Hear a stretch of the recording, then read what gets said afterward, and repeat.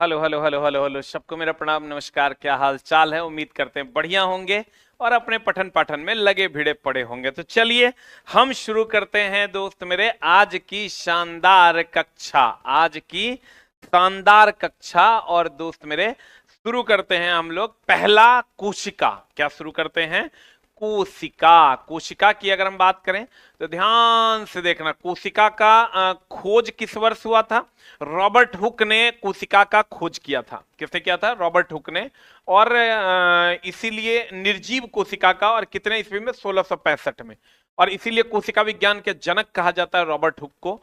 और लिवेन हॉक की अगर हम बात करें, इन्होंने सजीव कोशिका की खोज की थी 1674 में।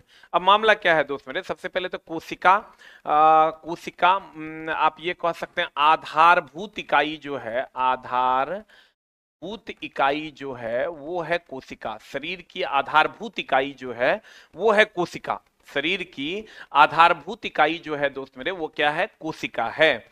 और कोशिकाओं से ही हमारा शरीर का जो इकाई, सबसे छोटी और रचनात्मक इकाई क्या है? कोशिका है। सबसे छोटी और रचनात्मक इकाई क्या है दोस्त मेरे? कोशिका है। कोशिका का आकार अगर कहेगा किससे नापा जाता है? माइक्रोमीटर से, सबको पता है। कोशिका का आकार किससे नापा जाता है? माइक्रोमीटर से कोशिका का आकार नापते हैं हम लोग। कोशिका में सबसे अधिक क्या पाया जाता है? तो कहेंगे जल पाया जाता है। सबसे अधिक जो है वो जल पाया जाता है। सबसे अधिक क्या पाया जाता है दोस्त मेरे? जल पाया जाता है। कोशिका में सबसे अधिक कहेगा क्या पाया जाता है? तो जल पाया जाता है। रॉबर्ट हुक की अगर हम बात करें, रॉबर्ट हुक की अगर हम बात करें दोस्त मेरे, कोशिका विज्ञान के जनक किसी को कहते हैं। और निर्जीव कोशिका, निर्जीव कोशिका में भी क्या? कॉर्क कैम्बियम पर, कॉर्क कैम्बियम पर इन्होंने, कॉर्क कैम्बियम की सहायता से इन्होंने खोजा था निर्जीव कोशिका को। और सजीव कोशिका, जीवाणु, जीवाणु में जो है सजीव कोशिका का खोजा था किसने? लिवेन हॉक ने। किसे खोजा था दोस्त मेरे? लिवेन हॉक ने खोजा था। और आधारभूत इकाई शरीर की क्या है? कोशिका। सबसे छोटी और रचनात्मक इकाई क्या है? कोशिका। माइक्रोमीटर से नापते हैं। और सबसे अधिक इसमें क्या होता है? जल होता है। सबसे अधिक अगर हम बात करें दोस्त मेरे तो जल होता है। जल्दी से इसका स्क्रीनशॉट ले लो, फिर हम लोग आगे बढ़ते हैं। सिर्फ और सिर्फ पढ़ाई करनी होगी दोस्त मेरे, दूसरा कोई उपाय नहीं है तुम्हारे पास। अब आ जाओ प्रोकैरियोटिक और यूकैरियोटिक। नाम तो सुना ही होगा। प्रोकैरियोटिक कोशिका और यूकैरियोटिक कोशिका क्या होता है? प्रोकैरियोटिक कोशिका की अगर हम बात करें दोस्त मेरे, तो प्रोकैरियोटिक कोशिका क्या होता है? व्हाट इज प्रोकैरियोटिक कोशिका? प्रोकैरियोटिक का मतलब होता है दोस्त मेरे, जो प्राचीनतम कोशिका है उसको हम लोग प्रोकैरियोटिक कोशिका के नाम से जानते हैं। जो प्राचीनतम कोशिका है उसको हम लोग प्रोकैरियोटिक कोशिका कहते हैं। ये जो प्रोकैरियोटिक है ये प्राचीनतम है, प्राचीनतम है, प्राचीनतम है। और जो यूकैरियोटिक है ये नवीनतम है। ये नवीनतम कोशिका जो है ये यूकैरियोटिक है। नवीनतम कोशिका जो है ये यूकैरियोटिक है। इसमें केंद्रिका अनुपस्थित होता है। इसमें अगर हम बात करें दोस्त मेरे तो केंद्रक जो है अवास्तविक होता है और केंद्रिका अनुपस्थित होता है। केंद्रक की अगर हम बात करें, केंद्रक का नाम सुने हो? केंद्रक, ब्रेन ऑफ द सेल, अवास्तविक होता है। केंद्रक अवास्तविक होता है, अवास्तविक होता है। और इसमें केंद्रक वास्तविक होता है। इसमें केंद्रक जो होता है वो वास्तविक होता है। इसमें आओगे जो मेरे, इसका डीएनए जो होता है वो गोलाकार होता है। इसका डीएनए गोलाकार होता है और इसका डीएनए सीढ़ी नुमा होता है। इसका डीएनए जो है वो सीढ़ी नुमा होता है। इसका डीएनए सीढ़ी नुमा होता है। इसका डीएनए गोलाकार होता है और इसका डीएनए सीढ़ी नुमा होता है, सीढ़ी नुमा होता है। और इसमें अगर हम बात करें केंद्रक, देखो इसमें झिल्ली होता है, इसमें झिल्ली होता है लेकिन झिल्ली युक्त अंग नहीं होता। लेकिन लेकिन झिल्ली युक्त अंगक नहीं होता है। लेकिन झिल्ली युक्त, झिल्ली युक्त अंगक नहीं होता। झिल्ली युक्त अंगक नहीं होता। झिल्ली युक्त अंगक नहीं होता। इसमें झिल्ली भी होता है, झिल्ली युक्त अंगक भी होता है। इसमें झिल्ली भी होता है, सब में देखो जितना पार्ट है उस सब में झिल्ली है। झिल्ली होता एंड झिल्ली युक्त अंगक भी होता। झिल्ली युक्त अंगक भी होता। झिल्ली युक्त अंगक भी होता। झिल्ली युक्त अंगक भी होता।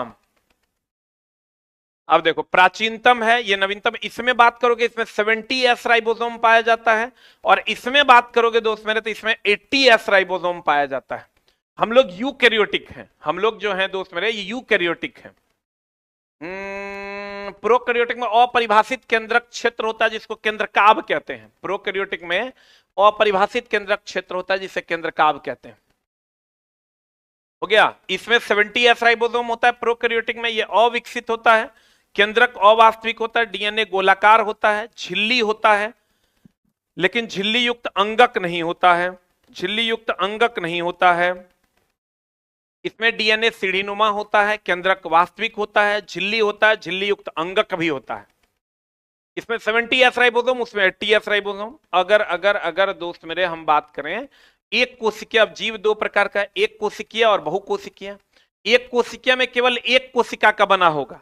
एक कोशिकीय की अगर हम बात करें तो ये एक कोशिका का बना होगा। बहुकोशिकीय मतलब बहुत सारे कोशिकाओं का बना होगा। इसका एग्जाम्पल है दोस्त मेरे amoeba, paramecium, paramecium, amoeba, paramecium, euglena, euglena नाम सुने हो, युगलीन, अमीबा, पैरामीशियम, युगलीना, जीवाणु, क्लेमाइडोमोनास, जीवाणु, जीवाणु, अमीबा, पैरामीशियम, युगलीना, जीवाणु। इसमें आओगे बहुकोशिकीय जीव में पौधा, मनुष्य, जंतु जितना है सब क्या है, बहुकोशिकीय जीव के उदाहरण है। मछली, मेढक, इस सब बहुकोशिकीय, हम लोग बहुकोशिकीय जीव हैं। पैरामीशियम को हम लोग चप्पल जंतु भी कहते हैं क्योंकि इसका आकार चप्पल के जैसा होता है। पैरामीशियम की अगर हम बात करें तो इसको चप्पल जंतु कहते हैं, इसका आकार चप्पल के जैसा होता है। युगलीना की अगर हम बात करें दोस्त मेरे, किसकी बात करें, युगलीना की, तो युगलीना जो है ये हरे रंग का होता है। युगलीना की अगर हम बात करें हरे रंग का, लेकिन इधर इस सबसे ज्यादा जो पूछता है दोस्त मेरे, वो चप्पल जंतु किसको कहते हैं, पैरामीशियम को कहते हैं। पैरामीशियम को हम लोग चप्पल जंतु के नाम से जानते हैं। अमीबा एक कोशिकीय है, पैरामीशियम एक कोशिकीय है, युगलीना, जीवाणु एक कोशिकीय, पौधा, जंतु, मछली, मेढक, ये सब बहुकोशिकीय जीव है, ये सब बहुकोशिकीय जीव है। चलो आगे बढ़ते हैं दोस्त मेरे। संसार की सबसे छोटी कोशिका बताओ, संसार की सबसे छोटी कोशिका होती है माइकोप्लाज्मा। माइकोप्लाज्मा संसार की सबसे छोटी कोशिका होती है। संसार की सबसे छोटी कोशिका कौन है, माइकोप्लाज्मा है सबसे छोटी कोशिका। संसार की सबसे बड़ी कोशिका शुतुरमुर्ग का अंडा, शुतुरमुर्ग का अंडा, शुतुरमुर्ग का अंडा ये सबसे बड़ी है। और मानव मानव मानव शरीर की सबसे,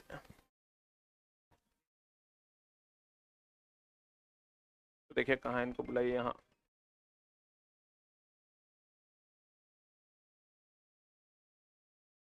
मानव शरीर की सबसे छोटी कोशिका कौन है, मानव शरीर की सबसे छोटी कोशिका कौन है दोस्त मेरे, मस्तिष्क के सेरेबेलम में ग्रंथुल कनिका कोशिका कहते हैं उसको। ग्रंथुल, ग्रंथुल का नाम सुने हो, मस्तिष्क के सेरेबेलम का ग्रंथुल या कनिका कोशिका, ग्रंथुल या कनिका कोशिका के नाम से जानते हैं। मानव शरीर की सबसे छोटी कोशिका है। और मानव शरीर की सबसे बड़ी कोशिका कौन है दोस्त मेरे, अंडाणु। अंडाणु, अंडाणु मानव शरीर की सबसे बड़ी कोशिका में से आता है। और मानव शरीर की सबसे लंबी कोशिका कौन है, न्यूरॉन। न्यूरॉन, न्यूरॉन मानव शरीर की सबसे लंबी कोशिका है। पुरुष शरीर की सबसे छोटी कोशिका शुक्राणु। पुरुष शरीर की सबसे छोटी कोशिका कौन है, पुरुष शरीर की सबसे छोटी कोशिका कौन है दोस्त मेरे, शुक्राणु। शुक्राणु, यहां से क्वेश्चंस पूछे जाते हैं, उम्मीद करते हैं आप इसको बनाइएगा जरूर। सबसे छोटी कोशिका कौन है, शुक्राणु। अब कभी कभी दोस्त मेरे कुछ कुछ चीजें पूछी जाती है कि कोशिका सिद्धांत किसने दिया। कोशिका सिद्धांत, कोशिका सिद्धांत किसने दिया, तो कोशिका सिद्धांत दिया था स्लाइडन स्वान ने। स्लाइडन एंड स्वान ने कोशिका सिद्धांत दिया था। स्लाइडन एंड स्वान ने कोशिका सिद्धांत दिया। कोशिका सिद्धांत जो के अपवाद क्या क्या हैं, लेके आइए उनको, आ रहे हैं। इसके अपवाद क्या क्या है, कोशिका सिद्धांत के अपवाद क्या क्या है। जो कोशिका सिद्धांत क्या कहता है, देखो कहता है प्रत्येक जीव कोशिकाओं से बनता है और कोशिका, प्रत्येक कोशिका स्वतंत्र है लेकिन सब मिलकर काम करता है। जैसे हमारा शरीर कोशिकाओं से बना है, ये कहता है कोशिका सिद्धांत, लेकिन अलग अलग, हृदय की कोशिका अलग है, फेफड़े की कोशिका अलग है, लेकिन सब मिल के काम करता है। यह है कोशिका सिद्धांत। इसको मानता कौन कौन नहीं है, वायरॉइड, विषाणु। सबसे ज्यादा जो कोशिका सिद्धांत का अपवाद है वो है विषाणु। विषाणु कोशिका सिद्धांत का पालन नहीं करता है। विषाणु की अगर हम बात करें दोस्त मेरे, कोशिका सिद्धांत का पालन नहीं करता है। चलो अब ध्यान से देखना दोस्त मेरे, एकदम इत्मीनान से, एक ही स्लाइड में इसका मामला है। कौन जो है कोशिकांग पादप में होता है लेकिन जंतु में नहीं, तो ये दोनों को तुम नोट कर लो। ये कोशिका भित्ति और हरित लवक जो होते हैं ये केवल पादप में होते हैं, जंतु में नहीं होते हैं। कोशिका भित्ति और हरित लवक जो होता है ये केवल पादप में होते हैं, जंतु में नहीं। बाकी सब देखो कॉमन है। ये वो खाली यहां लाइसोसोम गड़बड़ाएगा, लाइसोसोम पादप में नहीं होता लेकिन जंतु में होता है। बस इतने को तुम स्क्रीनशॉट ले लो, इसका रिवीजन करते रहना, इसी का रिवीजन करते रहना दोस्त मेरे। देख लो, कोशिका भित्ति तो सबको पता है केवल पादप में, लवक प्रकाश संश्लेषण के लिए जिम्मेवार है, ये भी केवल पादप में। ये लाइसोसोम जान लो कि ये केवल पादप में नहीं होता है लेकिन जंतु में होता है। पादप में नहीं होता है लेकिन जंतु में होता है। बस इतने लिस्ट थोड़ा याद रखना। देखो कोशिका भित्ति के बारे में सब जानता है, केवल पादप में होता है। लवक केवल पादप में होता है,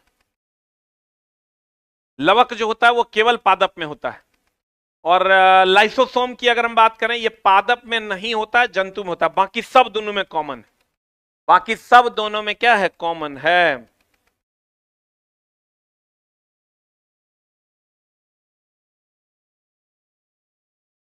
अगला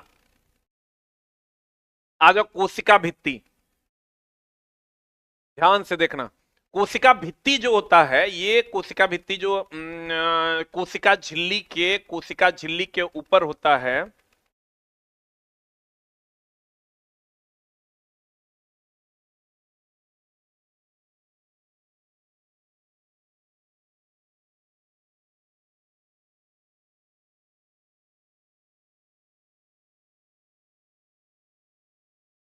कोशिका भित्ति, कोशिका भित्ति की अगर हम बात करें दोस्त मेरे, ये ध्यान से देखो, अगर अगर अगर अगर अगर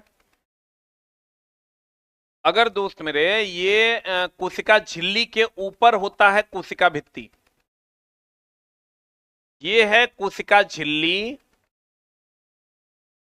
और ये है कोशिका भित्ति। प्लांट में होता है ये, केवल प्लांट में केवल होता है कोशिका झिल्ली के ऊपर कोशिका भित्ति। केवल कहां होता है दोस्त मेरे, प्लांट में होता है। अब मामला ये है दोस्त मेरे कि कोशिका भित्ति जो होता है वो केवल प्लांट में होता है, तो प्लांट का क्या मामला है उसको हम लोग एक एक करके देखेंगे कि कोशिका भित्ति जो होता है वो केवल प्लांट में होता है, तो ठीक है। आई बना किसका होता है, अगर क्वेश्चन पूछ दे तुमको तो ध्यान से देखना। कवक, कवक की कोशिका भित्ति काइटिन की बनी होती है, बैक्टीरिया की पेप्टिडोग्लाइकन, और पादप की कोशिका भित्ति सेलुलोज की बनी होती है। क्वेश्चन पूछता है तुमको, ये कोशिका भित्ति प्लांट में तो पाया जाता है, सूक्ष्म जीव में भी पाया जाता है, बैक्टीरिया और कवक जैसे सूक्ष्म जीव में भी पाया जाता है। तो कोशिका भित्ति, कवक की कोशिका भित्ति काइटिन की, बैक्टीरिया की कोशिका भित्ति पेप्टिडोग्लाइकन की, और पादप की कोशिका भित्ति सेलुलोज की। पढ़ा हम वही रहे हैं जो दो दोस्त तुम्हारे लिए इंपॉर्टेंट है।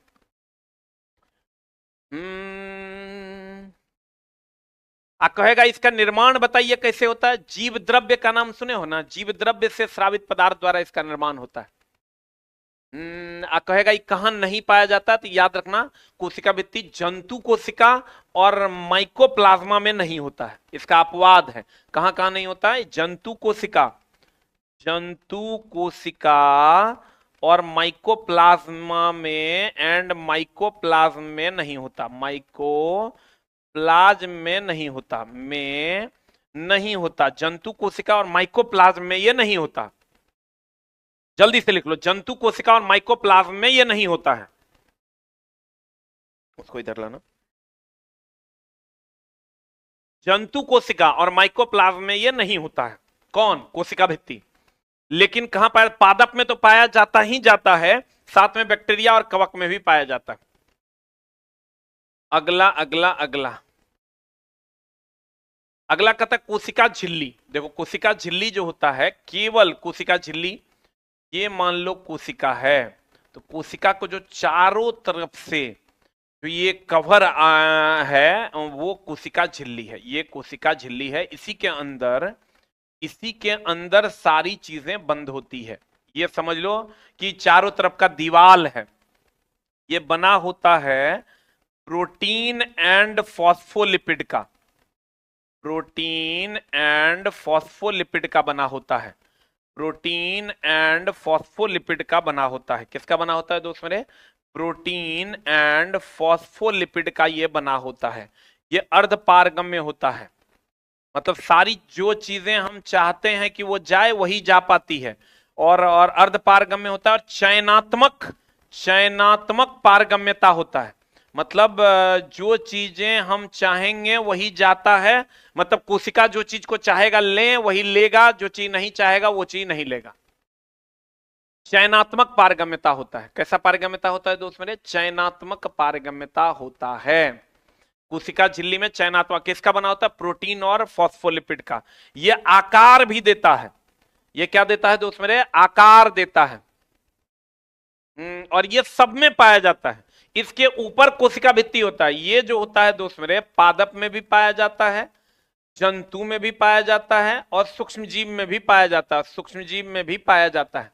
ये लगभग सब जगह कॉमन है। पादप कोशिका जो है में, जंतु कोशिका में, सूक्ष्म जीव, तीनों में पाया जाता है। ये क्वेश्चन है दोस्त मेरे एनसीईआरटी में कि कोशिका झिल्ली, भित्ति न, भित्ति तो हम आपको अभी बताए थे, कोशिका झिल्ली जो होता है ये सब में पाया जाता है, सब में पाया जाता है।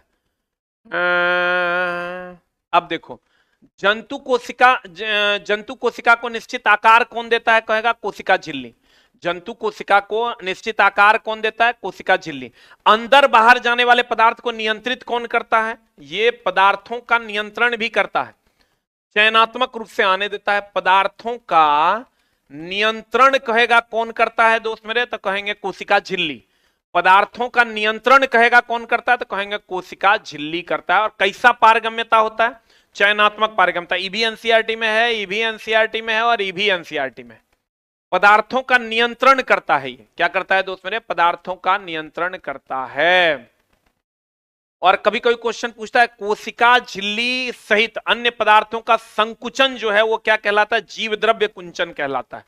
इसका जो संकुचन है एनसीईआरटी में दिया हुआ है, संकुचन जो है वो जीव द्रव्य कुंचन कहलाता है। जीव द्रव्य कुंचन कहलाता है। जीव द्रव्य कुंचन कहलाता है। क्या कहलाता है दोस्त मेरे? जीव द्रव्य कुंचन। किसका बना होता है कोशिका झिल्ली? प्रोटीन और फॉस्फोलिपिड का। किसका बना होता है? प्रोटीन और फॉस्फोलिपिड का। अर्धपारगम्य होता है। और मान लो अगर ऑक्सीजन आएगा तो कार्बन डाइऑक्साइड बाहर जाएगा। ये अर्धपारगम्यता होती है। इसमें सारी चीजें। अब चलते हैं दोस्त मेरे आगे आगे आगे आगे आगे आगे आगे आगे आगे। केंद्रक। केंद्रक का नाम सुना है दोस्त मेरे? केंद्रक क्या करता है? केंद्रक का नाम सुने हो? केंद्रक क्या करता है दोस्त मेरे? केंद्रक को ब्रेन ऑफ द सेल कहते हैं। ये है केंद्रक। केंद्रक जो है ये केंद्रक है, इसको हम लोग ब्रेन ऑफ द सेल कहते हैं। केंद्रक को क्या कहते हैं? ब्रेन ऑफ द सेल कहते हैं। किसको? केंद्रक को। नाम सुने हो? केंद्रक को हम लोग दोस्त मेरे ब्रेन ऑफ द सेल कहते हैं। केंद्रक को क्या कहते हैं? Brain of the cell. मस्तिष्क जो है कोशिका का नियंत्रण यही करता है। नियंत्रण जो है दोस्त मेरे वो यही करता है। कौन? केंद्रक।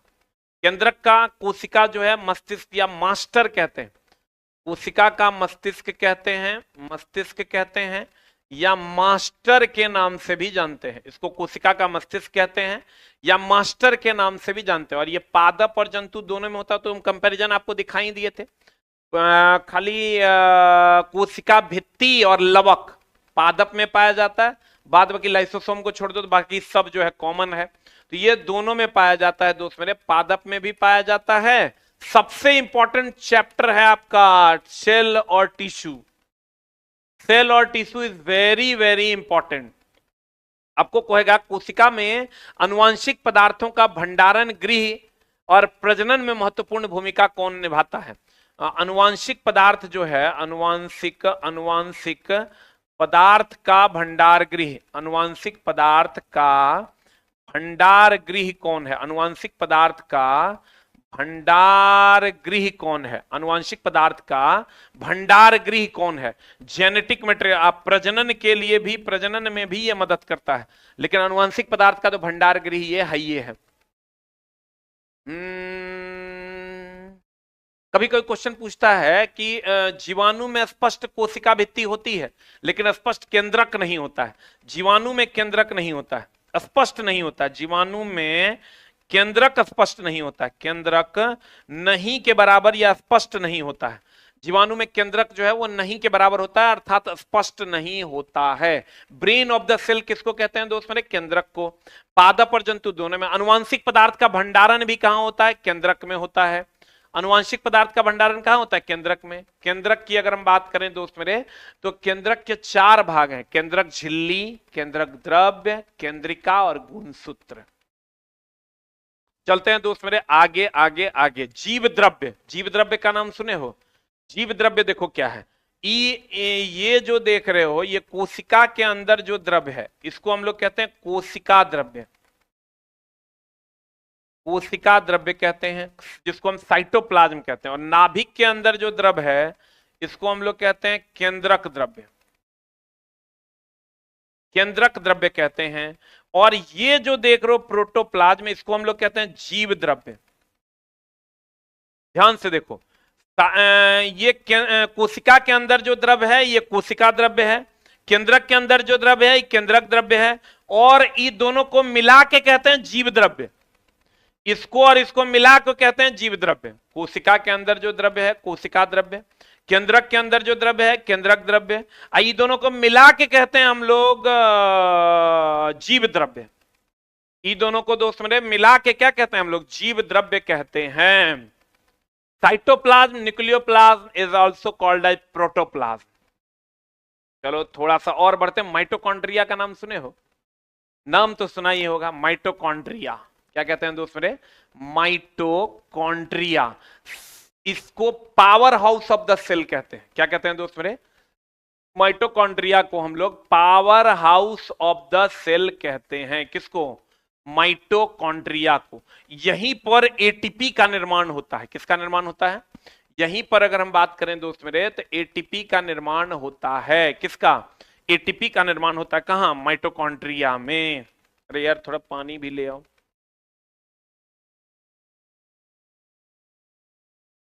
माइटोकॉन्ड्रिया की अगर हम बात करें तो यहां पर आप एकदम ध्यान से समझिएगा दोस्त मेरे।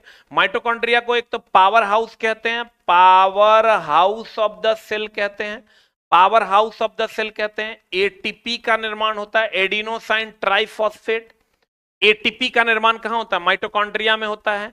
इसका खुद का डीएनए एवं राइबोसोम होता है। कभी कोई क्वेश्चन पूछता है, ये दोहरी झिल्ली का बना होता है। कैसी झिल्ली का बना होता है? पादप और जंतु दोनों में पाया जाता है। दोहरी झिल्ली का होता है, खुद का डीएनए एवं राइबोसोम इसका होता है। इसके अंदर की अगर हम बात करें दोस्त मेरे, क्रिस्टी होता है, उंगलीनुमा संरचना होता है, जिसको हम लोग क्रिस्टी कहते हैं। ये जो उंगलीनुमा संरचना है इसको हम लोग क्रिस्टी के नाम से जानते हैं। ये जैव रासायनिक क्रिया माइटोकॉन्ड्रिया में संपन्न होती है। कभी कोई क्वेश्चन पूछा, चूंकि खाना यहीं बनता है, जैव रासायनिक क्रिया जो है ये माइटोकॉन्ड्रिया में, जैव रासायनिक मतलब केमिकल, क्रिया यानी खाना बनने का काम यही होता है दोस्त मेरे। कहां? माइटोकॉन्ड्रिया में। कहां पर दोस्त मेरे? माइटोकॉन्ड्रिया में। एटीपी का निर्माण यही होता है, एडिनोसाइन ट्राइफॉस्फेट।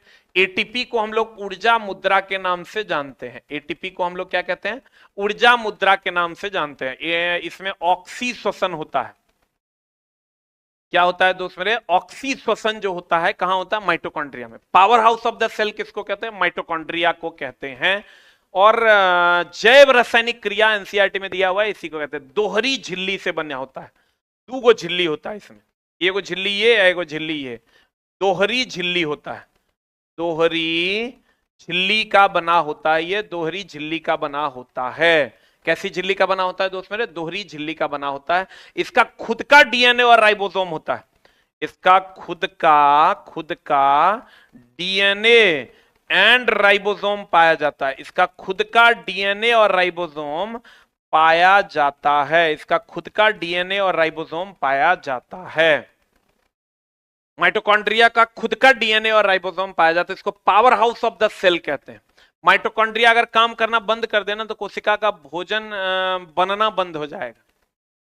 कोशिका का भोजन बनना क्या हो जाएगा दोस्त मेरे? बंद हो जाएगा। चलो आगे बढ़ते हैं, आगे बढ़ते हैं। आगे क्या कहता है? लवक। लवक का नाम सुने हो? लवक दैट इज प्लास्टिड। लवक की अगर हम बात करें दोस्त मेरे, प्लास्टिड, लवक लवक लवक लवक लवक लवक लवक की अगर हम बात करें, जिसको आप प्लास्टिड के नाम से जानते हैं। लवक की अगर हम बात करें दोस्त मेरे, इसको हम लोग प्लास्टिड के नाम से जानते हैं। लवक दोहरी झिल्ली का बना होता है। कैसी झिल्ली का बना होता है? दोहरी झिल्ली का लवक बना होता है। दूगो झिल्ली होता है। आप कहेगा कहां झिल्ली युक्त अंगक नहीं होता? प्रोकैरियोटिक में। लवक का सबसे इंपॉर्टेंट, क्योंकि ये प्रकाश संश्लेषण में भाग लेता है, ये केवल पादप में होता है। केवल पादप में होता है। लवक केवल कहां होता है दोस्त मेरे? पादप में ही होता है और कहीं नहीं होता है।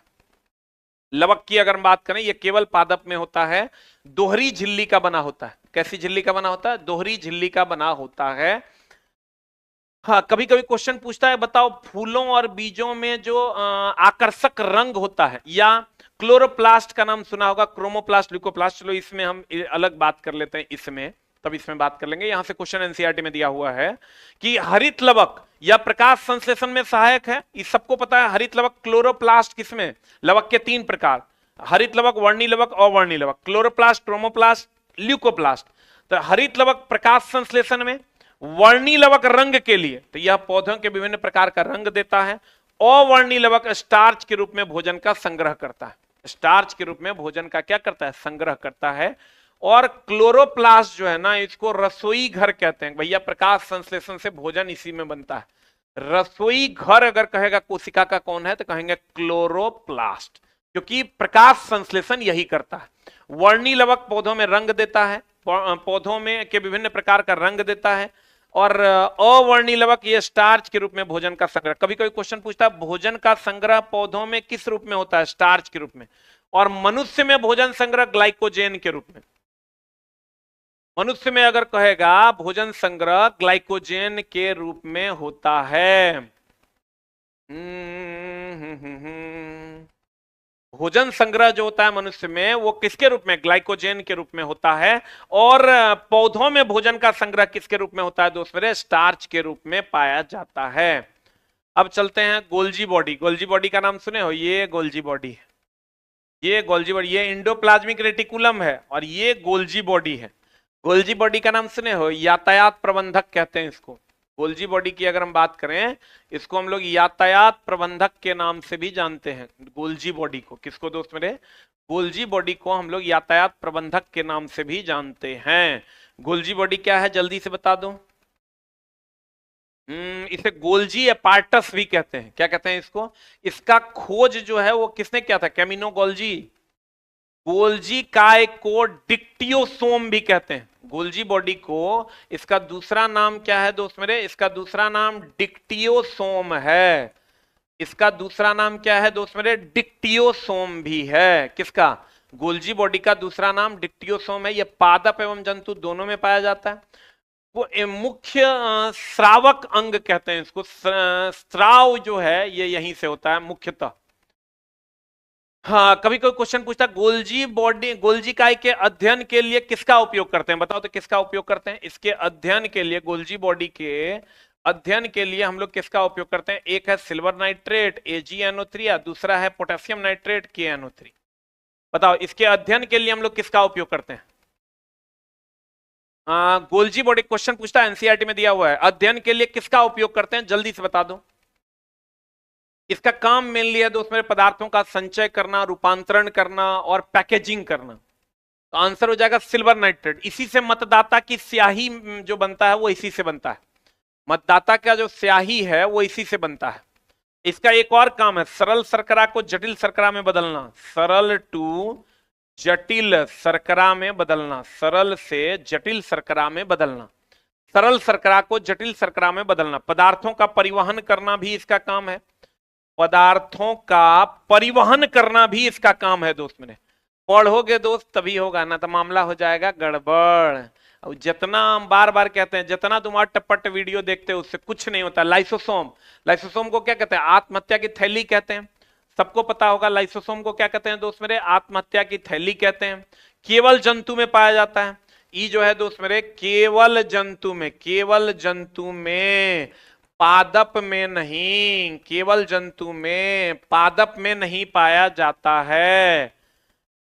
हाँ, इसका निर्माण कैसे होता है? इंडोप्लाज्मिक रेटिकुलम द्वारा।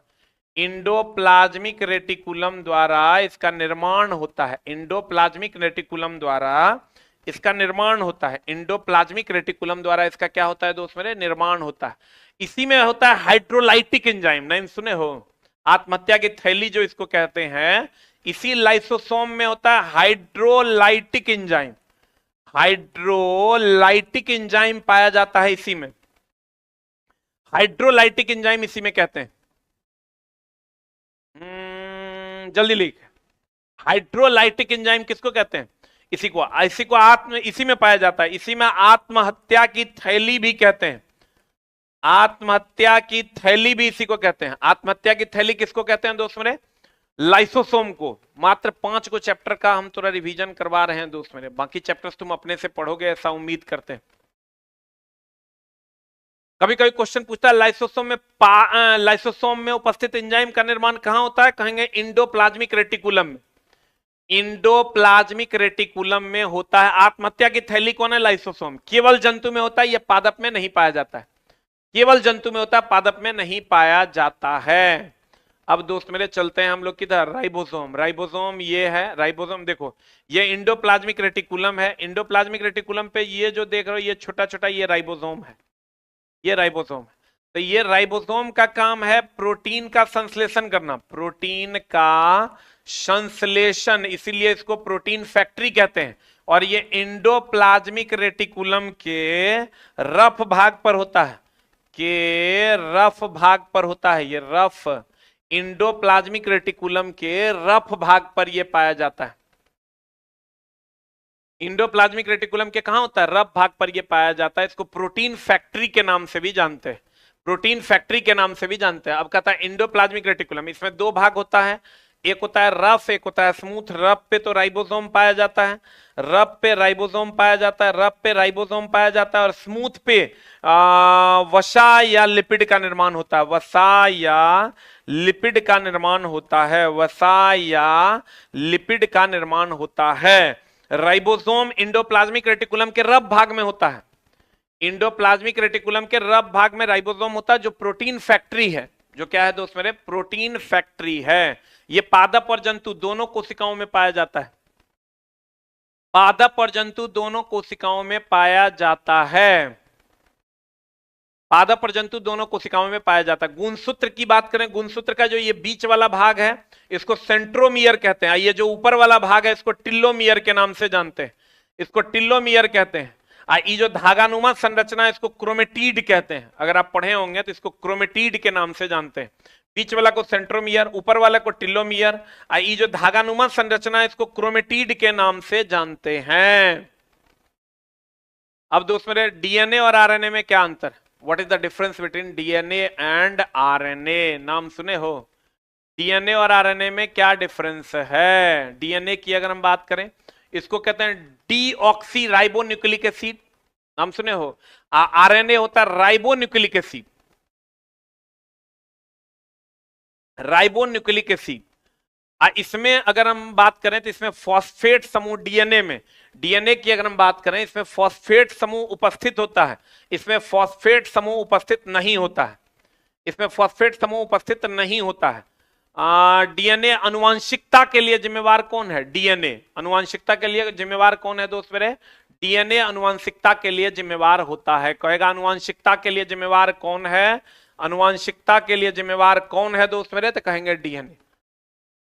अनुवांशिकता के लिए जिम्मेवार कौन है? डीएनए। अनुवांशिकता के लिए जिम्मेवार कौन है दोस्त मेरे? डीएनए।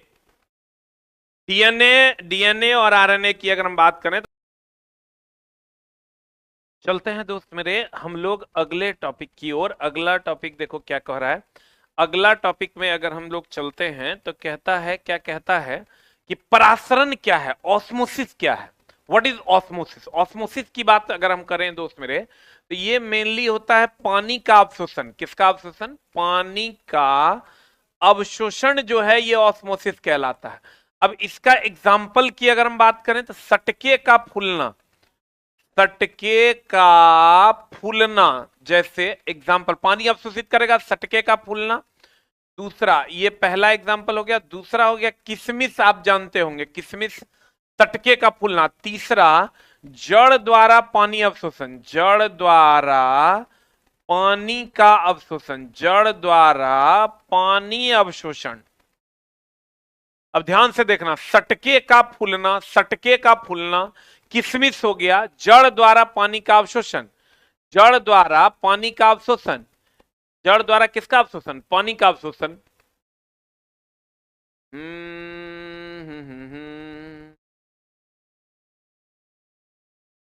जड़ द्वारा पानी का क्या होता है? अवशोषण कहलाता है। और इसमें आप हमेशा ध्यान रखिएगा, एक होता है अल्प परासरण जिसको आप हाइपोटोनिक कहते हैं, सम परासरण और अति परासरण। ध्यान से देखना, एक होता है आइसोटोनिक, आइसोटोनिक, हाइपरटोनिक और हाइपोटोनिक। ध्यान से देखना, एक होता है हाइपोटोनिक, हाइपो, यहां से क्वेश्चन पूछता है हाइपोटोनिक। दूसरा होता है आइसोटोनिक, आइसोटोनिक। और तीसरा होता है दोस्त मेरे, तीसरा अगर हम बात करें तो हाइपरटोनिक, हाइपर, हाइपरटोनिक, हाइपरटोनिक। अब हाइपोटोनिक की अगर हम बात करें, इसको हम लोग कहते हैं अल्प परासरण। देखो यहां से क्वेश्चन पूछता है अल्प परासरण, अल्प परासरण। दूसरा आइसोटोनिक का मतलब होता है सम परासरण, सम परासरण। और हाइपरटोनिक का, हाइपरटोनिक, हाइपरटोनिक का अगर हम बात करें तो अति परासरण, अति परासरण। अब ध्यान से देखना, अगर अल्प परासरण की अगर हम बात करें, किसकी बात करें दोस्त मेरे? अल्प परासरण, that is hyper, hypotonic, hypotonic की अगर हम बात करें तब क्या होता है? कहते हैं अल्प परासरण में, हाइपोटोनिक में कोशिका फूल जाएगा, कि कोशिका इसमें फूल जाता है। और आइसो में कोई परिवर्तन नहीं होता है, कोई परिवर्तन नहीं, कोई परिवर्तन नहीं, कोई परिवर्तन नहीं, कोई परिवर्तन नहीं होता है। और हाइपरटोनिक की अगर हम बात करें, अति परासरण, अति परासरण में कोशिका चिपक जाएगा, कोशिका जो है, कोशिका चिपक जाएगा, कोशिका चिपक जाएगा। अब देखो फूलता कब है? जब जल का अवशोषण करता है। फूलता कब है दोस्त मेरे? जब, जैसे हाइपोटोनिक है तो हाइपोटोनिक में फूलेगा कब?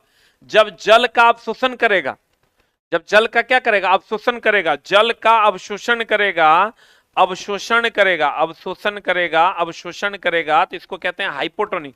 कहेगा कभी कभी कोशिका जब जल का अवशोषण करता है तो क्या होता है? फूल जाता है, इसको अल्प परासरण कहते हैं, अल्प परासरण कहते हैं। यहां से क्वेश्चंस दोस्त मेरे पूछे जाते हैं। अगला अगला अगला अगला में अगर हम चलते हैं, अगला में अगर हम चलते हैं दोस्त मेरे, इसका स्क्रीनशॉट ले लो और फिर हम लोग अगला में चलते हैं। क्या कहते हैं? परासरण, किशमिश का फूलना क्या कहलाता है दोस्त मेरे? परासरण कहलाता है। अब चलो समसूत्री और अर्धसूत्री विभाजन, समसूत्री और अर्धसूत्री विभाजन से क्वेश्चन पूछे जाते हैं, इसलिए इसका जो डिफरेंस है इसको एक बार जरूर देख लेना। समसूत्री विभाजन में क्या होता है? ये शरीर की कोशिका का निर्माण होता है, शरीर या दैहिक कोशिका, शरीर या दैहिक कोशिका का जो निर्माण होता है, दैहिक कोशिका का जो निर्माण होता है वो होता है समसूत्री विभाजन द्वारा। और जनन जो होता है, जनन जो होता है वो अर्धसूत्री विभाजन के द्वारा होता है। यहां से एक क्वेश्चन पूछे जाते हैं। इसमें मातृ कोशिका और पुत्री कोशिका का निर्माण होता है, एक मातृ कोशिका एक पुत्री कोशिका। और इसमें अगर आप आओगे अर्धसूत्री विभाजन की अगर हम बात करें, इसमें गुणसूत्रों की संख्या मातृ कोशिका के समान होती है। समसूत्री है, इसमें गुणसूत्र मातृ कोशिका के समान होता है, मातृ कोशिका के समान होता है, मातृ कोशिका के समान होता है।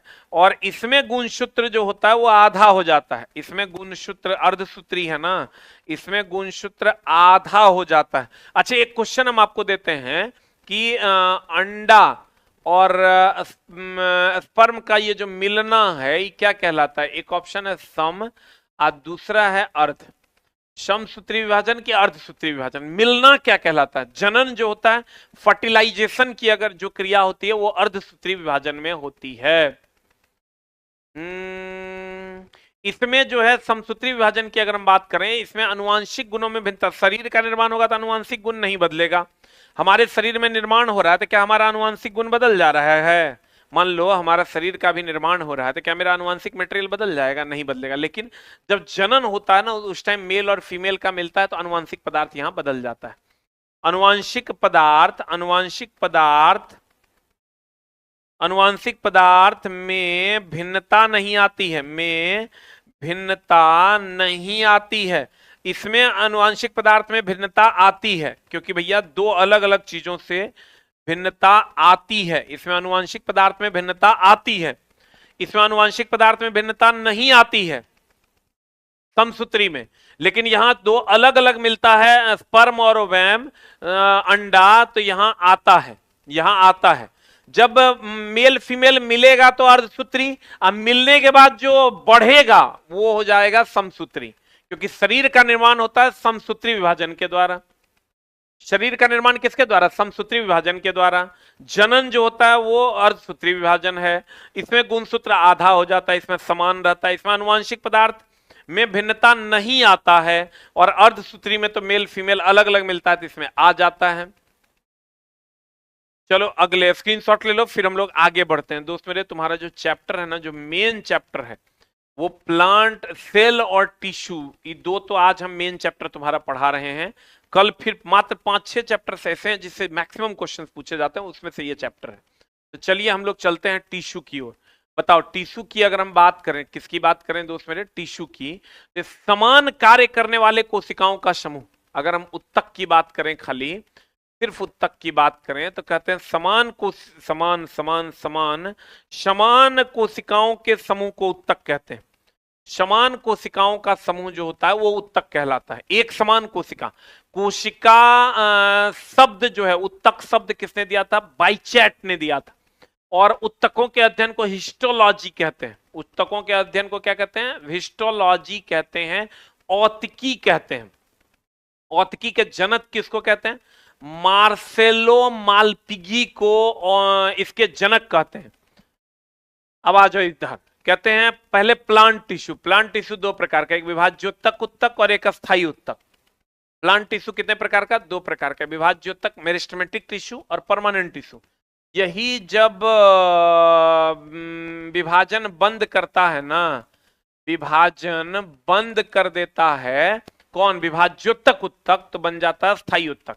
अब विभाज्योतक उत्तक से इसके विभाजन की क्षमता, इसमें विभाजन की क्षमता होती है, और ये विभाजन बंद करता है तो स्थायी, तो इसमें विभाजन की क्षमता नहीं होती है। अब ये विभाज्योतक उत्तक तीन प्रकार के, शीर्षस्थ, पार्श्व, अंतर्वेशीय। शीर्षस्थ मतलब होता है यहाँ ये लंबाई को बढ़ाने में शीर्षस्थ, मोटाई को बढ़ाने में पार्श्व, जड़ व तना की लंबाई बढ़ाता है, ये मोटाई बढ़ाने के लिए पार्श्व विभाज्योतक। और इंटरनोड्स मतलब दो गांठों के बीच की दूरी को बढ़ाने के लिए अंतर्वेशीय विभाज्योतक उत्तक। अब दोस्त मेरे, तो हो गया विभाज्योतक उत्तक। अब आ जाओ अस्थायी उत्तक। अस्थायी उत्तक दो प्रकार का, सरल और जटिल। सरल की अगर हम बात करें, यह एक प्रकार की कोशिकाओं का बना होता है। यह मृदु उत्तक, स्थूलकोण उत्तक, दृढ़ उत्तक, यानी पेरेनकाइमा, कोलेनकाइमा, स्क्लेनकाइमा। पेरेनकाइमा की अगर हम बात करें दोस्त मेरे, पेरेनकाइमा की अगर हम बात करें, ये हमेशा ध्यान रखना, पेरेनकाइमा पेरेनकाइमा है ना, इधर गया, कॉलेनकाइमा लचीलापन। देखो ये पेरेनकाइमा जो है ये प्रकाश संश्लेषण के लिए, यहां आप कह सकते हैं मेनली प्रकाश संश्लेषण के लिए हम लोग पेरेनकाइमा का यूज करते हैं, लचीलापन के लिए कॉलेनकाइमा का, और कठोरता के लिए स्क्लेनकाइमा का। अब प्लोएम जो है ये जटिल उत्तक, अस्थायी उत्तक का दो भाग, एक सरल और दूसरा जटिल।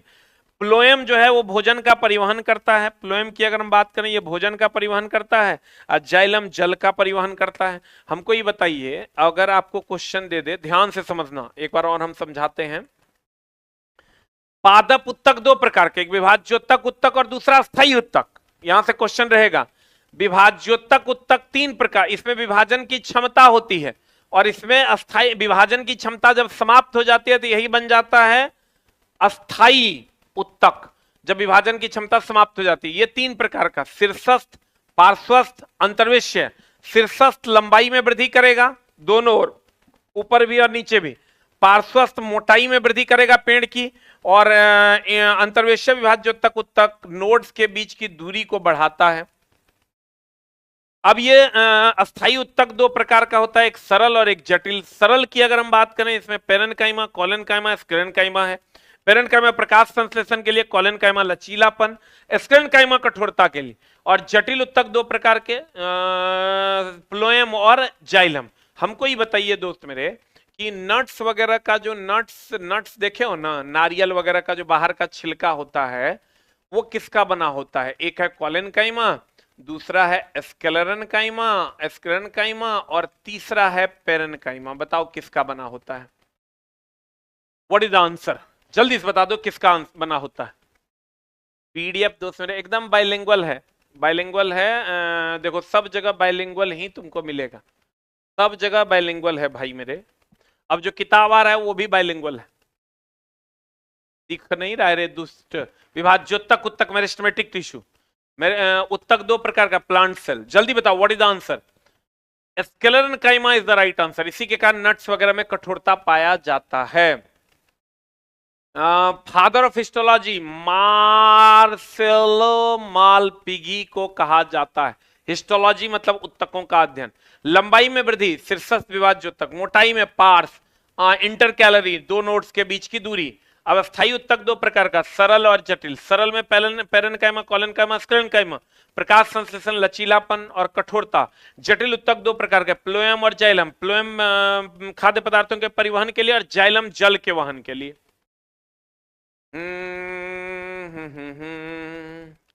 इतना ही दोस्त मेरे अगर पढ़ लोगे तो हर काम हो जाएगा। तो देखो ध्यान से देखना दोस्त मेरे, इसमें कुछ कुछ पॉइंट्स है जो पूछे जा रहे हैं थोड़ा सा अप लेवल के, क्योंकि पांचों को चैप्टर से मैक्सिमम क्वेश्चंस पूछता था, अब इस बार क्या करेगा कुछ कह नहीं सकते। ध्यान से देखना, ये है पेरेन्काइमा, कोलेनकाइमा, स्क्लेरेन्काइमा। पेरेन्काइमा के कारण प्रकाश संश्लेषण में ये हरा होता है। कोलेनकाइमा हो गया लचीलेपन के लिए, स्क्लेरेन्काइमा हो गया कठोरता के लिए। तुम गौर से देखो, स्क्लेरेन्काइमा मृत होता है। ये जो स्क्लेरेन्काइमा आप देख रहे हैं ये मृत उत्तक है, और ये दोनों जीवित होता है। कोशिका भित्ति इसकी पतली होती है, कोनों पर मोटी और पेक्टीन के कारण होती है, बहुत मोटी लिग्निन के कारण होती है। ये पेक्टीन के कारण कोनों पर मोटी होती है, और ये बहुत मोटी होती है किसके कारण? लिग्निन के कारण। इसमें आओगे अंतरकोशिकीय स्थान इसमें अधिक होता है, इसमें बहुत कम होता है, इसमें नहीं होता है। इंटरसेलुलर स्पेस जिसको आप कहते हैं, कार्य भोजन का भंडारण करना है पेरेन्काइमा, प्रकाश संश्लेषण, लचीलापन यानी यांत्रिक सहायता, और ये कठोरता। मेनली आपको इस फिगर में ये देखना है दोस्त मेरे कि स्क्लेरेन्काइमा जो होता है मृत होता है। स्क्लेरेन्काइमा क्या होता है? मृत होता है। स्क्लेरेन्काइमा जो होता है दोस्त मेरे वो मृत होता है। स्क्लेरेन्काइमा क्या होता है? मृत होता है।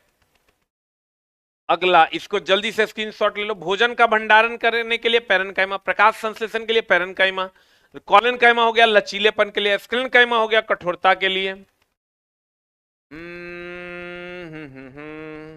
कुछ महत्वपूर्ण तथ्यों को दोस्त मेरे हम लोग जानते हैं। आपको कहेगा कि जब विभाज्योत्तक उत्तक विभाजन करना बंद कर देगा तो क्या बनाएगा? अस्थायी उत्तक बनाएगा, अस्थायी उत्तक बनाएगा। जलीय पौधों में कौन है जो वायु भरी रिक्त स्थान वाला जो है वो कौन होता है जो जलीय पौधों को तैरने में मदद करता है? क्वेश्चन पूछता है जलीय पौधों को तैरने में मदद करता। एक ऑप्शन है यानी वायु भर के रखता है, एक ऑप्शन है पेरेन्काइमा और दूसरा ऑप्शन है एरेनकाइमा। एक ऑप्शन है पेरेनकाइमा और दूसरा ऑप्शन है एरेनकाइमा। बताओ क्या हो जाएगा? नारियल के छिलके में भी हाँ मृदु उत्तक पाए जाते हैं। बताओ पेरेनकाइमा की एरेनकाइमा, जल्दी बता।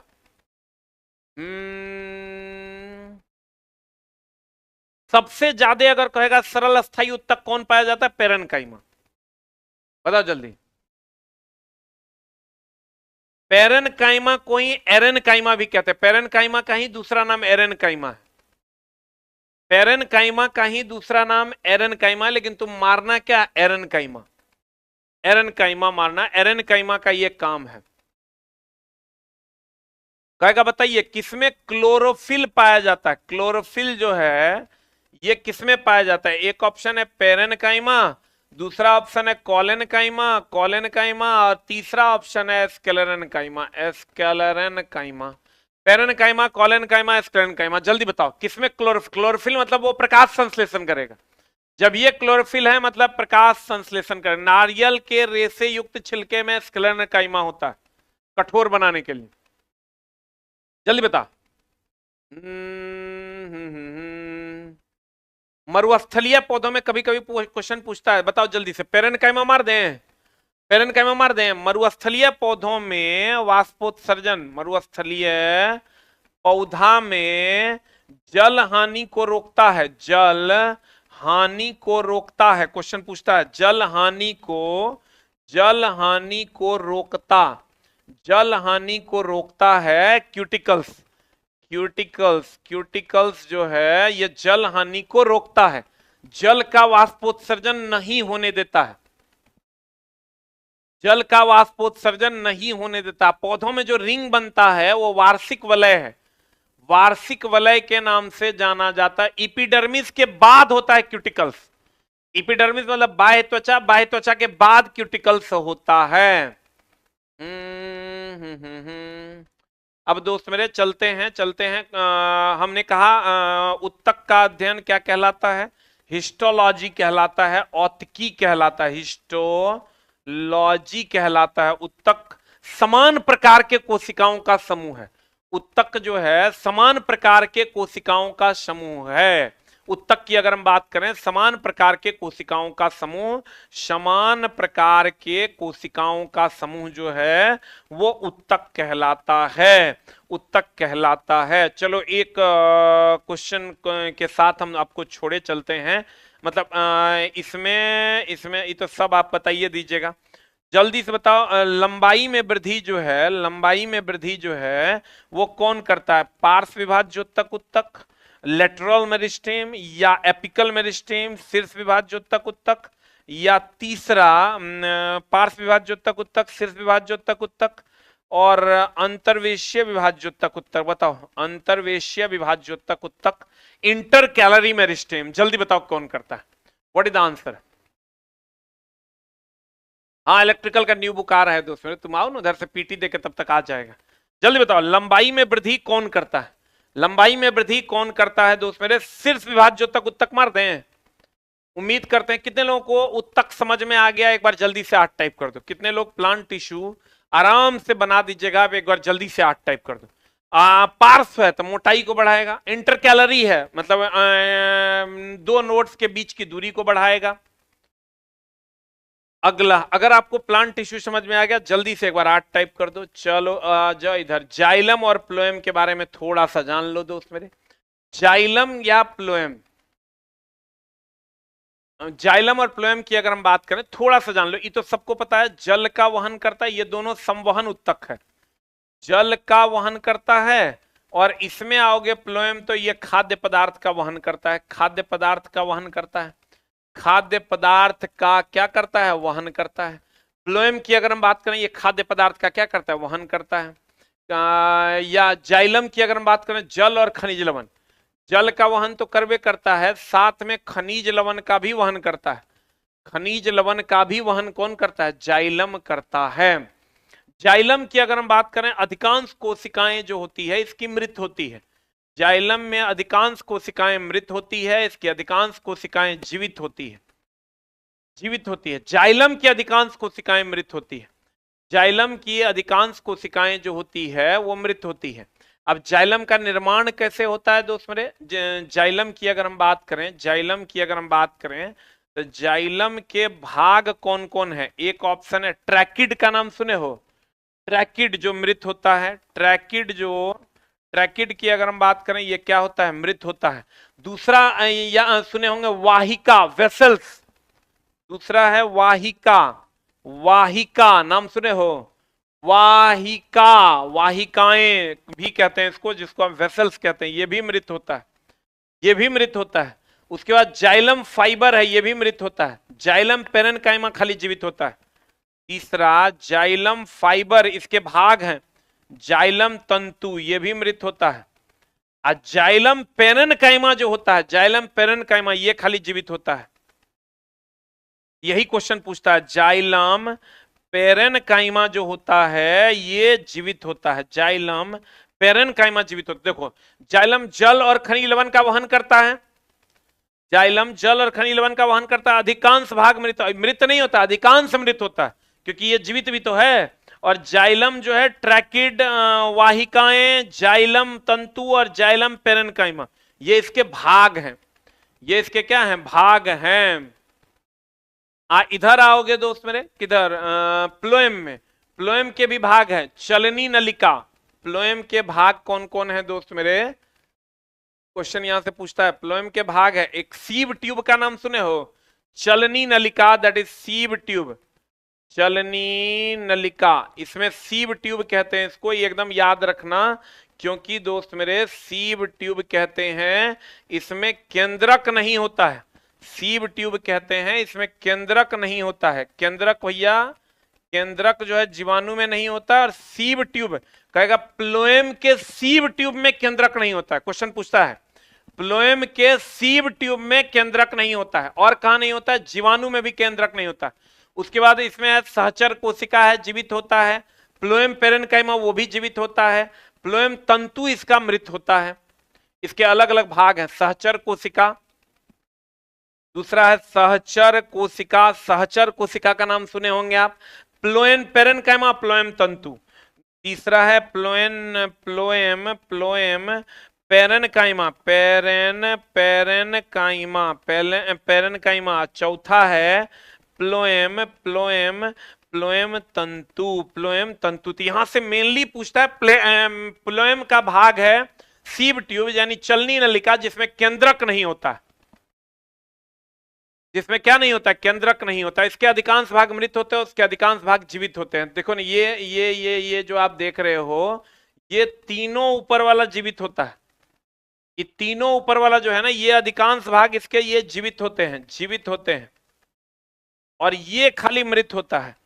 इसमें देखो तो अधिकांश भाग इसका जीवित है, इसमें तुम देखोगे ये भी मृत, ये भी मृत, ये भी मृत, खाली एक ही जीवित है। तो इसमें अधिकांश भाग मृत होता है, मृत। तो कभी कभी क्वेश्चन पूछता है भोजन कम, पौधों को कम भोजन की आवश्यकता क्यों होती है, क्योंकि उसके अधिकांश भाग मृत होते हैं। आज हमारा खाना नहीं बन पाया है, इसी तरह हूं, खाना खा लीजिए, खाना एकदम नहीं छोड़ना है दोस्त मेरे। क्वेश्चन पूछता है कि बताओ प्लोएम के अधिकांश भाग जीवित होते हैं, जाइलम के अधिकांश भाग मृत होते हैं। अब जाइलम पेरेन्काइमा खाली जीवित होता है। आजा आजा आजा, जल्दी से स्क्रीनशॉट ले लो। सीव ट्यूब जो होता है प्लोएम का भाग है, जिसमें केंद्रक नहीं होता है, सीव ट्यूब, और जीवाणु में भी केंद्रक नहीं होता है। बुक दोस्त मेरे समय लगेगा, लेकिन आ जाएगा इस सप्ताह में, तो हमको लगता है फाइनल हो जाना चाहिए। अब आ जाओ जाइलम एनिमल टिश्यू, जंतु उत्तक। कौन उत्तक दोस्त मेरे, जंतु उत्तक। थोड़ा सा पेशेंस से पढ़ लोगे ना दोस्त मेरा, कहीं नौकरी हो गया ना, निश्चिंते हो जाओगे, यह बात हम कह देते हैं। खाली दोस्त मेरे अगर एक बार नौकरी हो गया, ये किचकिच किचकिच से निश्चिंते हो जाओगे, लेकिन पेशेंस फुल्ली पढ़ना होगा। देखो जंतु, जैसे प्लांट टिश्यू दो प्रकार के, विभाज्योत्तक उत्तक और अस्थायी उत्तक, वैसे ही जंतु उत्तक चार प्रकार के, इपिथीलियम, संयोजी, मस्कुलर और तंत्रिका उत्तक। उपकला उत्तक, संयोजी उत्तक, पेशिया उत्तक, तंत्रिका उत्तक। पेशिया उत्तक और कौन उत्तक, तंत्रिका उत्तक। अब पहला हम लोग पढ़ते हैं इपिथीलियम टिश्यू को। कौन टिश्यू को दोस्त मेरे, उपकला उत्तक। उपकला उत्तक का नाम आपने सुना होगा। देखो जंतु उत्तक कितने प्रकार का हम बोले, जंतु उत्तक कितने प्रकार का? 4 प्रकार का। जैसे प्लांट टिश्यू 2 प्रकार का था, विभाज्योत्तक, उत्तक और अस्थायी उत्तक, वैसे ही जंतुओं में उत्तक 4 प्रकार के। कौन कौन? उपकला, इपिथीलियम। अच्छा बताओ, सुरक्षा कौन देता है? देखें तुम्हारा एकदम पता होगा। 1 नंबर, 2 नंबर, कौन सुरक्षा देता है आंतरिक अंगों को? कौन सुरक्षा देता है आंतरिक अंगों को? 2 नंबर, 3 नंबर, 4 नंबर, कौन सुरक्षा देता है आंतरिक अंगों को? जल्दी से बताओ, 2 क्वेश्चन यहीं से पूछ देते हैं। थोड़ा सा पेशेंस रख के पढ़ लो दोस्त मेरे, कहीं नौकरी लग गई ना, ये किचकिच से थोड़ा जो है मुक्ति मिल जाएगा। आंतरिक अंगों की सतहों पर पाया जाता है इपिथीलियम टिश्यू, उपकला उत्तक। रक्षी उत्तक भी कहते हैं इसको। रक्षी उत्तक किसको कहते हैं? उपकला उत्तक को। इसको हम लोग रक्षी उत्तक के नाम से भी जानते हैं, रक्षी उत्तक के नाम से भी जानते हैं। चलने में सहायक होता है पेशीय उत्तक। 100 बार का पूछा हुआ क्वेश्चन है। चलने में सहायक होता है, चलने में सहायक होता है पेशीय उत्तक। और चलने में सहायक कौन होता है दोस्त मेरे? चलने में सहायक होता है पेशीय उत्तक। चलने को नियंत्रित कौन करता है? चलने को नियंत्रित कौन करता है? चलने को नियंत्रित कौन करता है? तंत्रिका उत्तक। चलने में सहायक कौन होता है दोस्त मेरे?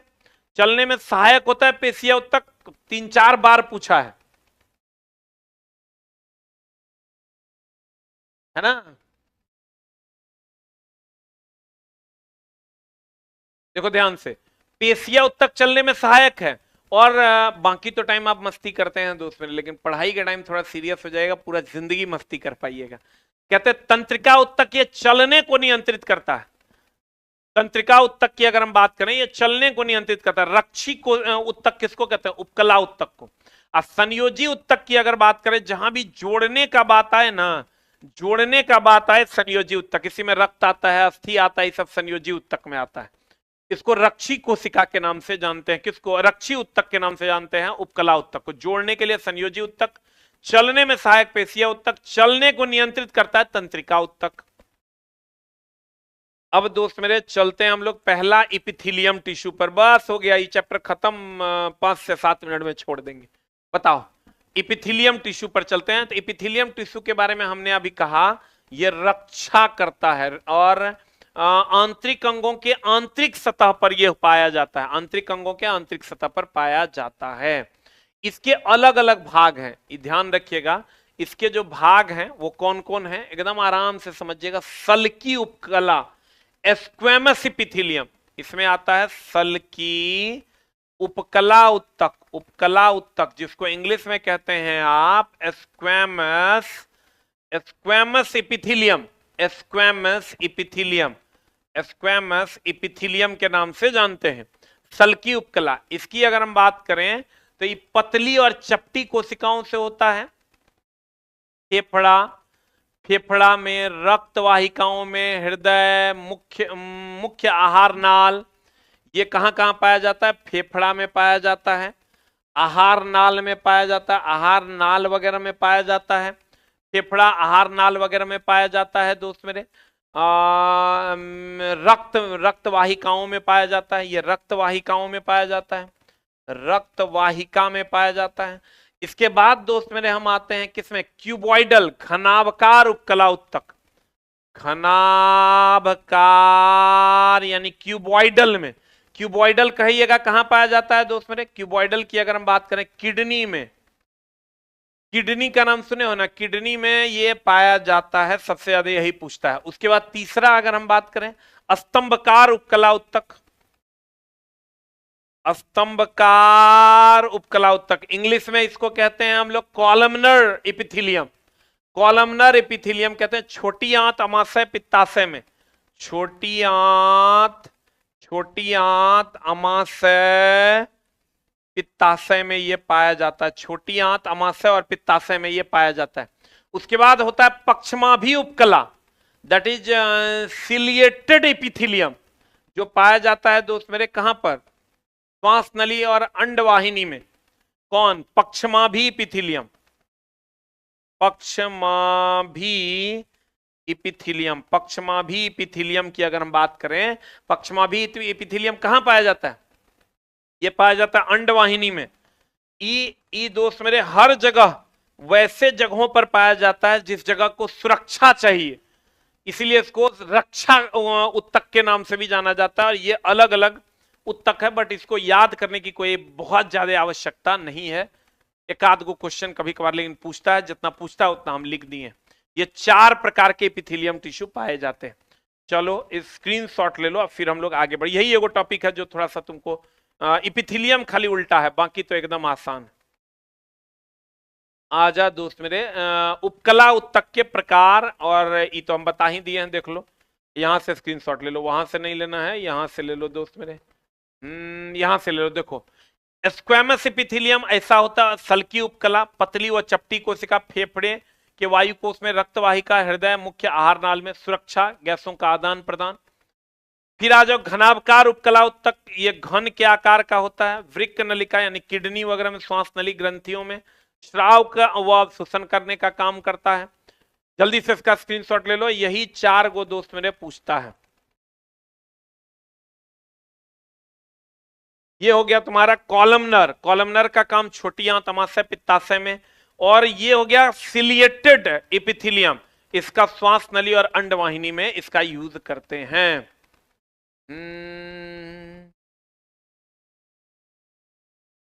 एकदम दोस्त मेरे, यहां आइएगा तो आपको रूम मिल जाएगा। ये एपिथेलियम टिश्यू का प्रकार है। अब चलो संयोजी उत्तक। संयोजी उत्तक का बताओ क्या काम है? संयोजी उत्तक का काम क्या है, जल्दी से बताओ। एक ऑप्शन चलना, चलने में सहायक होता है कि जोड़ने में सहायक होता है? जोड़ने में सहायक होता है। संयोजी उत्तक बताओ, चलने में सहायक कि जोड़ने में? आपस में जोड़ने का काम नाम है संयोग करवाना, तो संयोग करवाना मतलब संयोजी उत्तक। सबसे अधिक मात्रा में कौन उत्तक पाया जाता है दोस्त मेरे? चलन जोड़ने में। इस सबसे अधिक मात्रा में कौन पाया जाता है? कहेगा शरीर में, चूंकि रक्त इसी में आता है।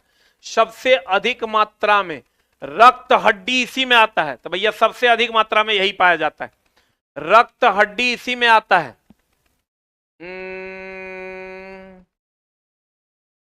संयोजी उत्तक में पाई जाने वाली जितनी भी कोशिका है वो किसका स्राव करती है? क्वेश्चन पूछेगा, हिस्टामीन का स्राव करती है।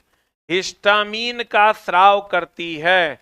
संयोजी उत्तक में पाई जाने वाली जितनी भी कोशिकाएं हैं वो हिस्टामीन का स्राव करती है। किसका स्राव करती है दोस्त मेरे? हिस्टामीन का स्राव करती है।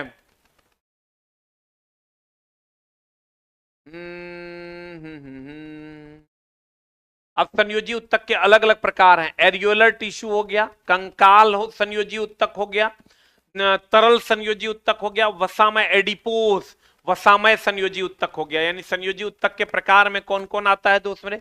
पहला आता है एरियोलर, पहला आता है एरियोलर, हिंदी इंग्लिश सेम है। दूसरा, पहला एरियोलर हो गया। दूसरा कंकाल संयोजी उत्तक, कंकाल संयोजी उत्तक। तीसरा तरल संयोजी उत्तक, तरल संयोजी उत्तक, तरल संयोजी उत्तक में रक्त वगैरह आ जाता है। और चौथा हो गया दोस्त मेरे वसामय एडिपोस, जिसके कारण शरीर गर्म रहता है, एडिपोस टिश्यू जिसको आप कहते हैं। एरियोलर की अगर हम बात करें दोस्त मेरे, एरियोलर टिश्यू का नाम अगर आप सुने होंगे तो खाली स्थान को भरने का काम कौन करता है? Areolar tissue. एरियोलर टिश्यू की अगर हम बात करें, एरियोलर, एरियोलर उत्तक की अगर हम बात करें, ये खाली स्थान को भरता है। खाली स्थान, जैसे घाव वगैरह होता है ना, खाली स्थान को भरता है। ये खाली स्थान को क्या करता है दोस्त मेरे? भरने का काम ये करता है।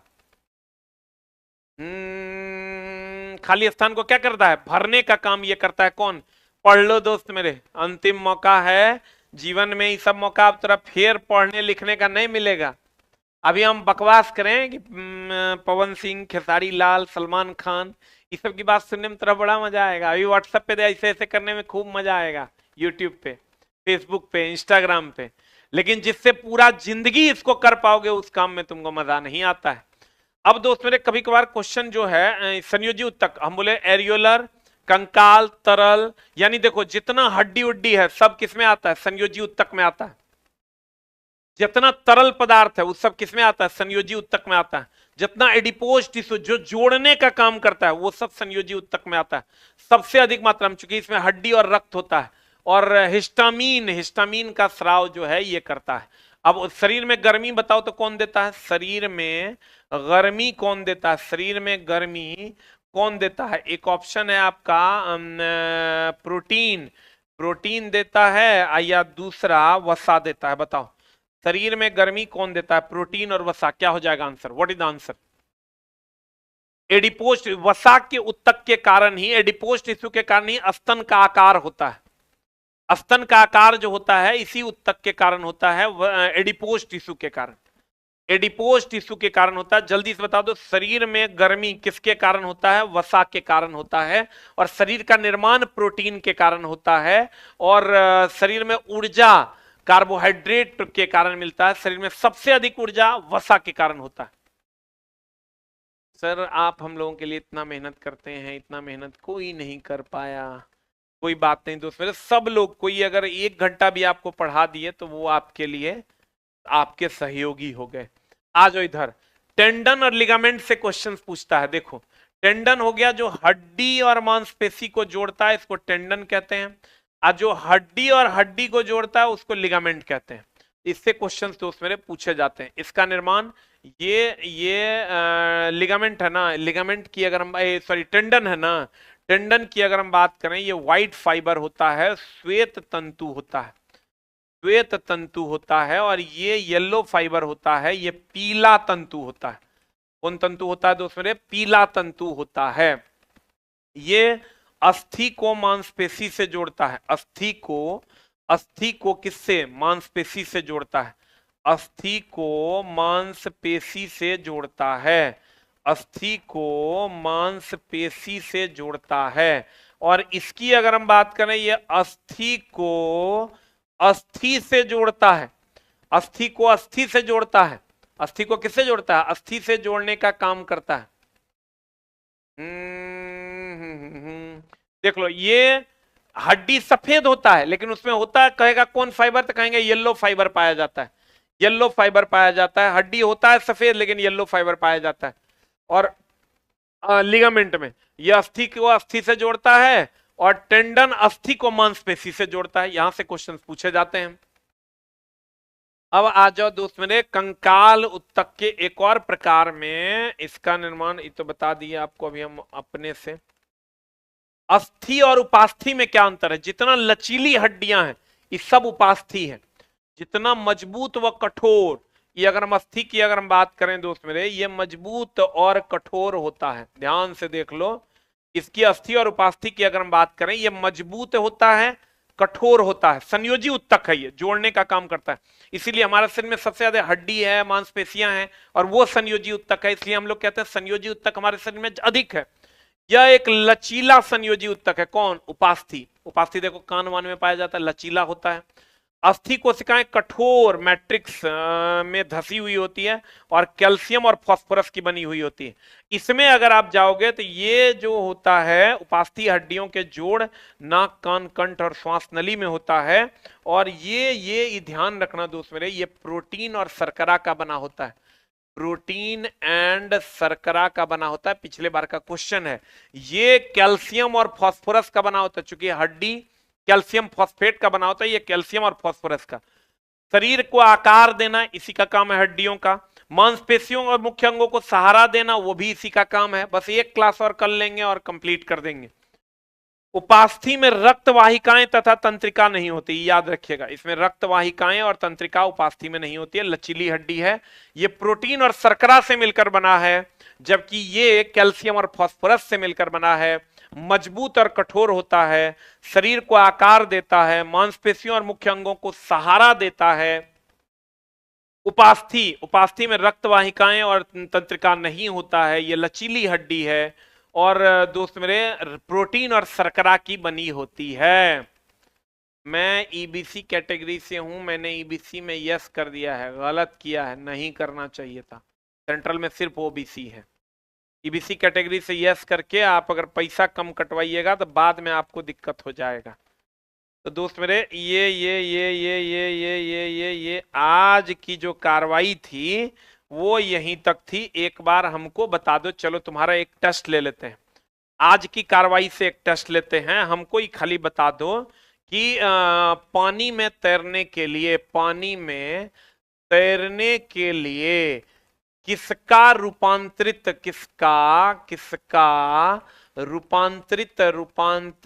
रूपांतरण किसका रूपांतरण जिम्मेवार है? पानी में तैरने के लिए किसका रूपांतरण जिम्मेवार है? किसका रूपांतरण जिम्मेवार है? एक ऑप्शन है दूसरा पेरेन्काइमा, एक ऑप्शन है पेरेन्काइमा, दूसरा ऑप्शन है कॉलेनकाइमा और तीसरा ऑप्शन है स्क्लेरेन्काइमा। होता तो एरेन्काइमा है, लेकिन इसी क्वेश्चन को घुमा के पूछ देगा तो बताओ क्या होगा? पानी में तैरने के लिए किसका रूपांतरण जिम्मेवार है? पानी में तैरने के लिए किसका रूपांतरण जिम्मेवार है? What is the answer? जल्दी बताओ, व्हाट इज द आंसर? देखें कौन कौन बना पाता है। पानी में तैरने के लिए कौन कौन जिम्मेवार है? What is the answer? हमारे शरीर की सबसे छोटी मांसपेशी कौन है? स्टेपेडियस, नाम सुने हो? कान की। सबसे बड़ी पेशी कौन है? ग्लूटियम मैक्सिमस, नितंब जिसको कहते हैं। मानव शरीर की सबसे लंबी पेशी क्या है? एस्टोरियस, जांग की पेशी। सबसे मजबूत पेशी कौन है? मासेटर, जबड़े की पेशी। सबसे मजबूत पेशी कहां पाया जाती है दोस्त मेरे? जबड़े की पेशी सबसे मजबूत पेशी। एक होता है ऐच्छिक पेशियां जो हमारी इच्छा से चलता है, एक होता है अनैच्छिक जो हमारी इच्छा से नहीं चलता है। जो हमारी इच्छा से चलता है ऐच्छिक। अच्छा बताओ, संकुचनशीलता और फैलाव किसमें होता है? संकुचनशीलता, ये पिछले बार का क्वेश्चन भी है। संकुचनशीलता किसमें होता है? पेशियों में या अस्थियों में? या अस्थि में? जल्दी बताओ, पेशी में या अस्थि में? संकुचनशीलता पिछले बार का हाईलाइटेड क्वेश्चन है। पेशियों में या अस्थियों में? जल्दी बताओ, संकुचनशीलता किसमें होता है? पेशियों में या अस्थियों में? What is the answer?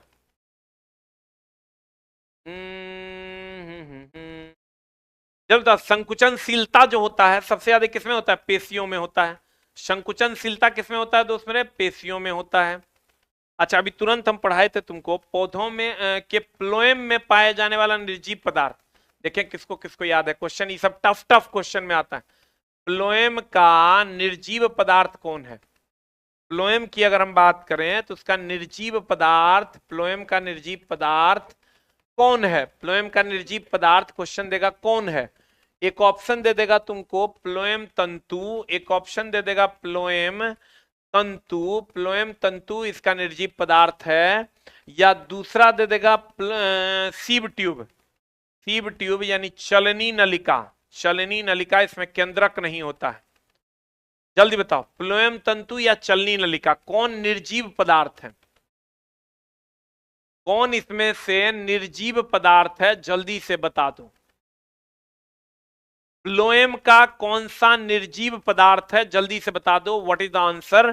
Phloem तंतु निर्जीव पदार्थ। देखो, फ्लोएम का निर्जीव पदार्थ है फ्लोएम तंतु, बाकी सब सजीव है। और जाइलम का जीवित पदार्थ है जाइलम पेरेन्काइमा, बाकी सब निर्जीव है। जाइलम पेरेन्काइमा, बाकी सब निर्जीव है। अब बताओ तो, पौधों की उम्र का पता जो हम लोग लगाते हैं वो वार्षिक वलय से लगाते हैं, वो कौन सी वृद्धि है? क्वेश्चन पूछेगा पौधों में उम्र का पता वार्षिक वलय से लगाते हैं, वो कौन सी वृद्धि है? प्राथमिक वृद्धि है कि द्वितीयक वृद्धि है?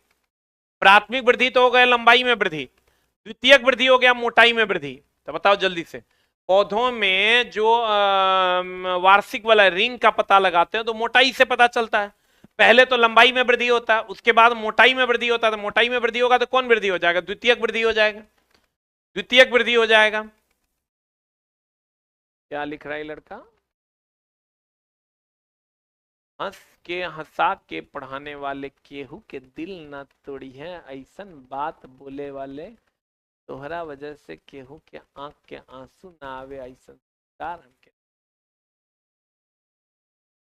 क्या बात है, बहुत बढ़िया, एकदम बहुत बढ़िया दोस्त मेरे। आपको सिर्फ पढ़ाई करना। द्वितीय, लंबाई में वृद्धि हो गया प्राथमिक, अब मोटाई में वृद्धि हो गया द्वितीयक। लंबाई में वृद्धि की अगर हम बात करें दोस्त मेरे तो प्राथमिक, अब मोटाई में वृद्धि की अगर हम बात करें द्वितीयक। ये क्वेश्चन जो अभी हम आपको दिए थे, कौन मृत कौन जीवित, ये एनसीईआरटी एग्जाम्पलर का क्वेश्चन है। इसलिए एकदम इसको देखना ही देखना है। एनसीईआरटी एग्जाम्पलर का क्वेश्चन है। अच्छा क्वेश्चन दे देगा, अस्थाई उत्तक का एक उदाहरण नहीं है। अस्थाई उत्तक, अस्थाई उत्तक नहीं है अगर दे दे तुमको, अस्थाई उत्तक नहीं है। ये उत्तक दो प्रकार के, एक विभाज्योत्तक उत्तक और दूसरा अस्थाई उत्तक। विभाज्योत्तक उत्तक और अस्थाई उत्तक, कहेगा कौन सा अस्थाई उत्तक का उदाहरण नहीं है, कौन सा स्थायी उत्तक का उदाहरण नहीं है। क्वेश्चन कहेगा या है, कौन सा स्थायी उत्तक का मान लो उदाहरण है दे दिया, एक ऑप्शन दे दिया तुम्हारा अस्थायी उत्तक का उदाहरण है, अस्थायी उत्तक एक ऑप्शन दे दिया शीर्षस्थ विभाज्योत्तक उत्तक, शीर्षस्थ विभाज्योत्तक उत्तक, दूसरा दे दिया पार्श्व विभाज्योत्तक उत्तक, तीसरा दे दिया जाइलम। बताओ तो कौन इसमें अस्थायी उत्तक है। आपको पता है विभाज्योत्तक उत्तक जो है वो अस्थायी नहीं है, विभाज्योत्तक उत्तक अस्थायी नहीं है। विभाज्योत्तक उत्तक तीन प्रकार का, शीर्षस्थ विभाज्योत्तक उत्तक, पार्श्व विभाज्योत्तक उत्तक, शीर्षस्थ मतलब लंबाई, पार्श्व मतलब मोटाई, और इंटर कैलोरी दो नोड के बीच की दूरी। अब 6th एडिशन आ जाएगा, मे बी इस सप्ताह में आ जाना चाहिए दोस्त मेरे, क्योंकि उस पर बहुत काम चल रहा है तो इसलिए थोड़ा सा लेट लग रहा है। पहले अगर आप एसके सामान्य विज्ञान में 100 न्यूटन का बल लगाकर सीखते थे, तब 60 न्यूटन का बल लगाकर आप सीख पाइएगा। बताओ जल्दी से, व्हाट इज द आंसर। मात्र 60 न्यूटन का बल लगाइएगा और आप सीख पाइएगा। 100 पन्ना कम भी हो गया है। बताओ कम इसलिए किए हैं दोस्त मेरे, क्योंकि हमको लगता है कि बच्चा अगर मोटा है और पढ़ ही नहीं पाता है तो कुछ ऐसा कर दिया जाए कि कम पढ़ के उसका सब पढ़ा जाए। बताओ आंसर क्या हो जाएगा। अस्थायी उत्तक क्या हो जाएगा, जाइलम मार दें, अस्थायी उत्तक, अस्थायी उत्तक मार दें जाइलम। तो इस टाइप के क्वेश्चंस आपको देखने को मिलेगा। संवहनी उत्तक में रखने वाला पहला स्थलीय पौधा कौन है। आपको कहेगा संवहनी उत्तक रखने वाला पहला स्थलीय पौधा था कौन, टेरिडोफाइटा। टेरिडोफाइटा का नाम सुने हो। रक्त और हड्डी कैसा उत्तक है, कहेंगे संयोजी उत्तक। रक्त और हड्डी संयोजी उत्तक का उदाहरण। सबसे अधिक शरीर में कौन है, संयोजी उत्तक। सबसे अधिक शरीर में कौन है, संयोजी उत्तक। हड्डी को हड्डी से कौन जोड़ेगा, लिगामेंट। हड्डी को मांसपेशी से कौन जोड़ेगा, टेंडन। चलो अस्थायी उत्तक दो प्रकार का, एक सरल और दूसरा जटिल। सरल में कौन कौन आता है, पेरेन्काइमा, कोलेन्काइमा, स्क्लेरेन्काइमा। जटिल में कौन आता है, जाइलम और फ्लोएम। आपको तुम लोग को जाने का मन नहीं करता है सर, आप साइंस के ब्रांड टीचर, क्या बात। किसको किसको जाने का मन नहीं करता है, एक बार हाथ टाइप करो। Thank you very much. But हमारे जाने का हो गया है समय, और कल हम आपको दोस्त मेरे जो 3 चैप्टर और बचा हुआ है उसका रिवीजन आपको हम करवा देंगे। Thank you very much, love you all. मिलते हैं हम लोग अगली कक्षा में। Love you, thank you very much.